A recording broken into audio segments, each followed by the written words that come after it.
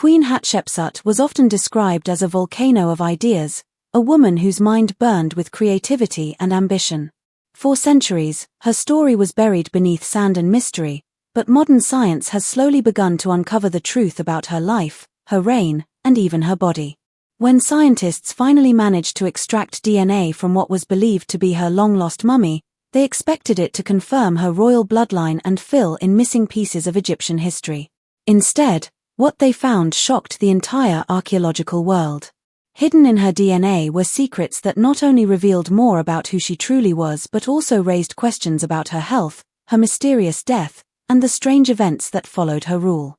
The story of Hatshepsut has always been extraordinary. She was one of the few women in history to rule Egypt as pharaoh, but the discoveries about her mummy took that story in directions no one could have predicted.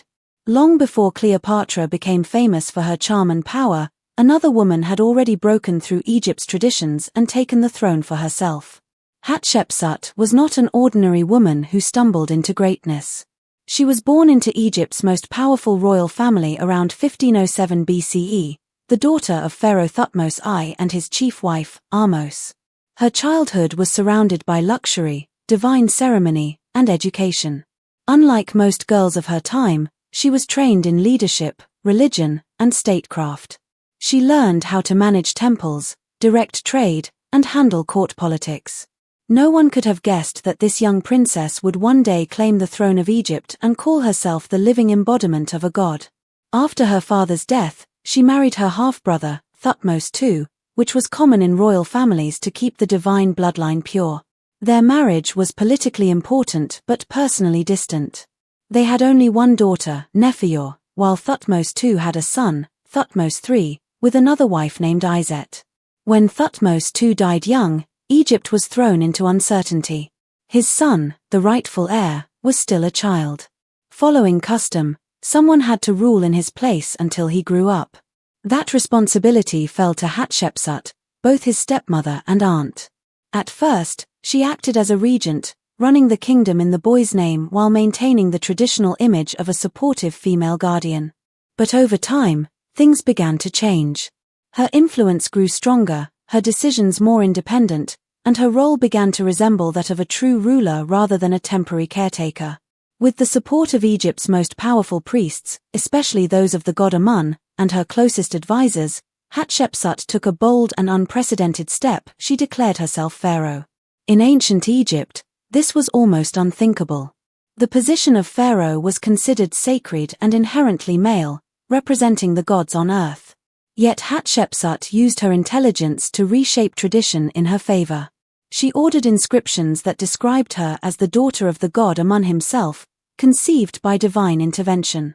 She wore the traditional clothing of male kings, including the royal kilt, headdress, and even the false beard. She referred to herself as His Majesty in temple carvings, not to hide that she was a woman but to assert that her right to rule came from divine will, not gender. Her reign, which lasted about 22 years, became one of the most peaceful and prosperous in Egypt's history.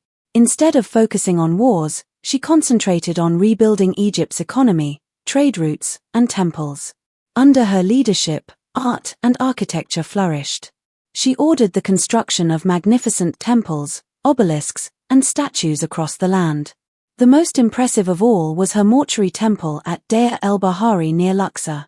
Built in grand terraces that rose against the cliffs, it was a symbol of harmony between the human world and the divine. The walls were covered with scenes showing her divine birth, her coronation, and her many achievements. Even today, Deir el-Bahari stands as one of the most breathtaking sights of ancient Egypt, a lasting reminder of her brilliance and vision. Beyond architecture, Hatshepsut also revived Egypt's foreign trade and diplomatic relations. She sent a famous expedition to the mysterious land of Punt, believed to be near modern-day Somalia or Eritrea. Reliefs from her temple depict the journey vividly: large ships sailing with cargoes of gold, ivory, incense, exotic woods, animals, and myrrh trees that were later planted in Egypt's temples. This expedition greatly enriched the kingdom and strengthened Egypt's reputation as a powerful, prosperous empire. During her reign, Egypt was stable, its people were well fed, and the temples of Karnak and other cities expanded beautifully. Hatshepsut's rule proved that leadership was not determined by gender but by wisdom, strategy, and courage. However, her legacy did not remain untouched. After her death, her stepson Thutmose III finally ruled alone. Over time, he ordered that her statues be destroyed, her name erased from temple walls, and her images removed from official records. For centuries, Hatshepsut was almost forgotten. Historians still argue about his reasons. Some think he wanted revenge, others believe it was an effort to restore the traditional male image of the pharaoh, or perhaps to prevent future female rulers from claiming the throne. Whatever the reason, his attempt to erase her failed in the long run, because centuries later, archaeologists rediscovered her story and began piecing together the life of this remarkable woman. One major mystery remained, though: her missing mummy. Despite all the monuments and inscriptions celebrating her reign, her body had never been found. Other New Kingdom pharaohs had their mummies discovered in grand tombs, but Hatshepsut's was missing. Without her mummy, no one could confirm how she died, what illnesses she might have had, or what her final years were like. The mystery began to unfold in 1903 when British archaeologist Howard Carter, who would later discover the tomb of Tutankhamun, found a small, unimpressive tomb in the Valley of the Kings, labeled KV60. Inside were two female mummies. One was identified as Hatshepsut's royal nurse, Sita-in, while the other had no markings, no coffin inscriptions, and lay unceremoniously on the floor. Carter had no reason to believe it was important, so he recorded it and sealed the tomb. For decades, the unknown mummy remained forgotten, while scholars searched other tombs for the lost queen. Another site, KV20, believed to be Hatshepsut's official tomb, contained sarcophagi with her name and her father's, but both were empty. It was as if she had vanished completely. Some believed her mummy had been destroyed by Thutmose III, others thought priests may have secretly moved it to protect it, or that tomb robbers had stolen it long ago. The mystery persisted for more than a century. Then in 2007, Dr. Zahi Hawass, Egypt's chief of antiquities, launched a new investigation. This time, scientists used modern technology, CT scans, DNA analysis, and digital imaging to examine the mummies from KV60 again. One was confirmed as the nurse Sita-in, but the second remained unidentified. The breakthrough came when researchers discovered a small wooden box in the Cairo Museum inscribed with Hatshepsut's royal cartouche, or name. Inside was a single tooth, carefully preserved for thousands of years. When scientists compared the tooth to the CT scans of the unidentified mummy's jaw, it fit perfectly. The tooth matched the gap in her upper jaw exactly. This was definitive proof that the unmarked mummy was indeed Hatshepsut. It was a stunning discovery. After more than 3,400 years, the body of Egypt's most powerful woman had finally been found not in a grand royal tomb, but in a modest chamber beside the woman who had nursed her as a child. It was a strangely poetic ending. The nurse who had once cared for her in life now lay forever at her side in death. This rediscovery changed everything historians thought they knew about Hatshepsut. Science had succeeded where history had failed, restoring her identity and her story to the world once more.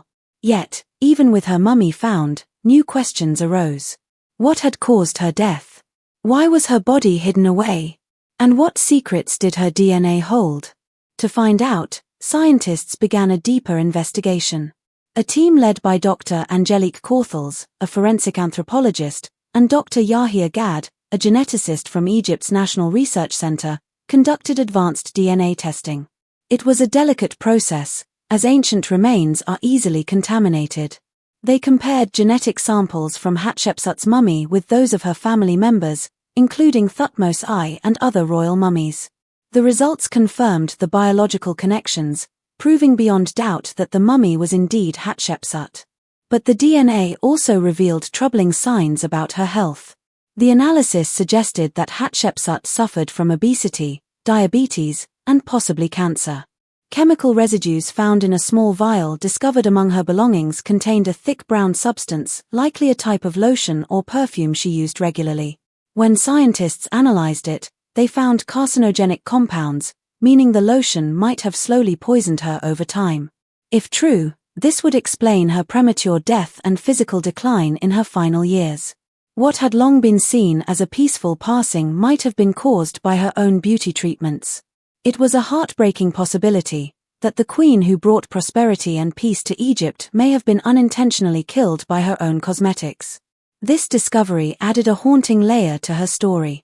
For centuries, she had been portrayed as powerful, divine, and untouchable, yet science revealed her as deeply human, a woman who aged, suffered, and perhaps died from the very luxuries of her royal life. The DNA evidence not only solved one of archaeology's greatest mysteries but also gave her a voice again after thousands of years of silence. Her story is one of brilliance and courage, but also tragedy and loss. From the sands of Luxor to the labs of Cairo, Queen Hatshepsut's life continues to captivate the world. She was a ruler who built a golden age, a woman who ruled as a god, and a forgotten mummy rediscovered by science. The woman who once defied history has now been restored to it, her spirit still echoing through the temples she built and the legacy she left behind. Her life reminds us that power and genius can transcend centuries, and even when erased from stone, truth will always find a way to rise again from the dust. Both scientists belonged to a new generation of researchers who believed that DNA could reveal truths about the past that archaeology alone could never uncover. Their mission was to extract and analyze the DNA from the unidentified mummy found in the KV60 tomb and finally determine whether she was truly Queen Hatshepsut. It was a massive challenge because the process of mummification, designed to preserve the body forever, ironically made it incredibly difficult to recover DNA. The ancient embalmers had used powerful resins, salts, and oils that hardened tissues but also destroyed much of the genetic material. Over thousands of years, heat, humidity, and microbes further damaged what little DNA might have survived. Extracting DNA from such remains was like trying to read a book that had been burned, soaked in tar, and torn to pieces. Every step of the process had to be done in a sterile lab because even a single modern fingerprint could ruin the results. Small samples of bone and tissue were taken carefully and studied in different laboratories to prevent any contamination. The scientists used a process called polymerase chain reaction, or PCR, which can amplify even tiny fragments of DNA so they can be studied. They knew that nuclear DNA, which carries a full genetic code, was probably too damaged to use. Instead, they focused on mitochondrial DNA, which is passed down through mothers and is much more durable. If the mummy was truly Hatshepsut, her mitochondrial DNA would show clear similarities with the DNA of other mummies from her royal bloodline. The researchers compared the samples with those from other members of her family, including her grandmother Ahmose Nefertari and her father Thutmose I. It took months of careful work, testing, and cross-checking to confirm results.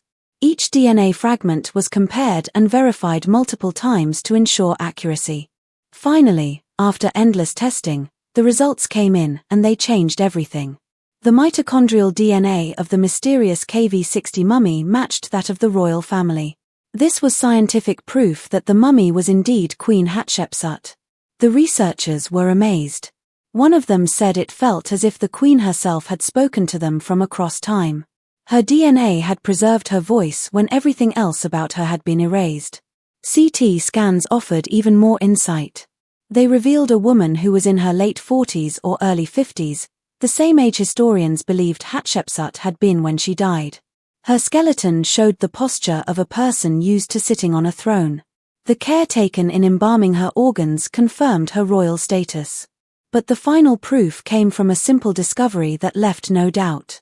In a small wooden box bearing Hatshepsut's royal seal, scientists had found a single tooth years earlier. When they compared the CT scan of the mummy's mouth with the tooth, they discovered that it fit perfectly into the missing gap in her upper jaw. The alignment was so precise that even modern forensics couldn't deny it. This was Queen Hatshepsut. It was a historic breakthrough. For the first time, DNA analysis had confirmed the identity of an ancient Egyptian ruler. This wasn't just an archaeological victory but a triumph of science itself. Through the power of genetics, the long-lost queen who had been erased from history for over 3,000 years was given her identity back. Her DNA had done what her statues and temples could not, it made her immortal again. But as scientists studied her remains further, they uncovered an even more shocking discovery about her final days. For centuries, People had wondered how Hatshepsut's reign had ended. Some believed she was betrayed or murdered, while others thought her stepson Thutmose III had overthrown her. But science revealed a far more tragic truth. Her death wasn't caused by violence or conspiracy, but by something far quieter and crueler, a disease likely caused by her own habits. CT scans of her mummy showed clear signs of metastatic bone cancer that had spread across her pelvis, spine, and legs. It was a condition that would have caused her unbearable pain near the end of her life. The scans also revealed signs of obesity and what looked like complications from type 2 diabetes. Historians were puzzled at first. How could an Egyptian queen, whose diet mostly consisted of grains, fruits, and fish, develop such health problems? The answer came from one of the personal items buried with her. Inside that same wooden box that held the tooth was a small alabaster vial. For years, people thought it was just a container for perfume or lotion. But chemical testing revealed it contained benzopyrene, a toxic compound known today to cause cancer. In ancient Egypt, substances containing tar and resin were often used in skin creams and ointments to treat irritation or to make the skin smooth and fragrant. Hatshepsut, who cared deeply about ritual purity and personal appearance, may have used the balm often, believing it would help her. But tragically, it might have slowly poisoned her over time. The very product she used for health and beauty could have been what led to her death. Dr. Yahya Gad, one of the scientists studying her remains, explained that Hatshepsut's genetic profile showed she had a natural tendency toward metabolic problems like obesity and diabetes. That meant her body was already vulnerable to the effects of harmful chemicals. The combination of her genetics and the daily use of the toxic lotion likely triggered the cancer that ended her life. It was a cruel twist of fate, a perfect storm of bad luck, genetics, and ancient medicine. This discovery also explained the mysterious end of her reign. As her health declined, she might have grown too weak to rule directly and relied more on priests and advisors. When she eventually died, her stepson and co-ruler Thutmose III took full control of Egypt. His later efforts to erase her name, destroy her statues, and take credit for her monuments might not have been driven by hatred, but by a desire to restore traditional male rule. Her illness and death gave him the perfect opportunity to reshape history. Through DNA and science, the mystery of Hatshepsut's disappearance finally became clear. She wasn't murdered or cursed, she was the victim of an accidental chemical poisoning. Her life ended not through treachery, but through the quiet tragedy of her own trust in ancient remedies. It was a reminder that even a woman who ruled like a god was still human and vulnerable. For many generations, Queen Hatshepsut's story had been misunderstood. Historians once saw her as a power-hungry woman who stole the throne from her young stepson. Her masculine image, the false beard, royal kilt, and title of His Majesty made her seem like she was pretending to be something she wasn't. But modern discoveries have changed that view entirely. Today, she is seen not as a usurper, but as a visionary leader who redefined what it meant to rule. Her DNA confirmed her true identity, and new archaeological findings revealed the purpose behind her choices. Hatshepsut didn't disguise her gender because she was ashamed of it. She did it to strengthen her claim to the throne and unite her people. In Egyptian belief, the pharaoh was a divine being, a living god. Power was deeply symbolic, and the role had always been portrayed as male. Hatshepsut understood that to rule effectively, she had to adapt to that image. Her decision to combine both male and female traits in her depictions wasn't deception, it was wisdom. She became the embodiment of balance, blending strength and grace, authority and compassion. Modern excavations at her temple in Deir el-Bahari have shown how deliberate this image was. The temple's reliefs show her in both male and female forms, sometimes wearing a dress, other times the royal kilt and crown. This dual portrayal reflected her belief that she was chosen by the god Amun himself to maintain harmony between heaven and earth. The design of her temple, with its perfect symmetry and terraces aligned with the sun, also expressed this idea of balance between male and female, mortal and divine. Hatshepsut's reign was marked not by wars but by peace, trade, and creation. She expanded Egypt's wealth through trading missions, most famously to the mysterious land of Punt, which brought back exotic goods, animals, and incense. She built temples, monuments, and statues that celebrated prosperity and divine order. Her rule became one of Egypt's most successful and stable periods. Today, her rediscovered mummy and the scientific analysis that followed have given historians a new appreciation for her legacy. She was not a woman pretending to be a man, nor a queen who stole power. She was a ruler who reimagined what kingship could be.